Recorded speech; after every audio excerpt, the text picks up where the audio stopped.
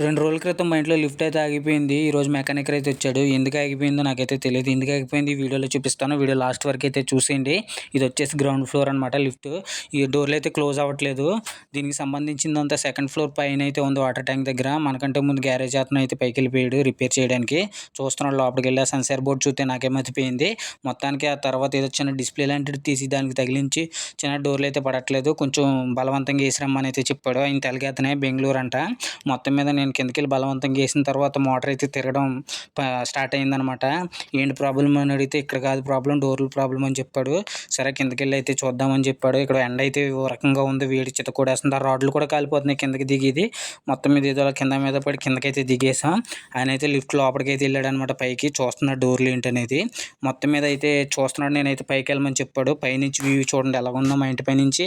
ఎందుకంటే మాది 2 స్టేర్లే కాబట్టి అంత నీట్గా అయితే ఉండదు. మొత్తం మీద అయితే సెట్ చేసేసాడు. ముందులాగా అయితే రెడీ అయిపోయిందనమాట. చాలా బాగా అయితే చేశాడు వర్క్. ఈ వీడియో కనుక నచ్చితే లైక్ చేసి సబ్స్క్రైబ్ చేసుకోవడం మట్టుకు మర్చిపోకండి మామ.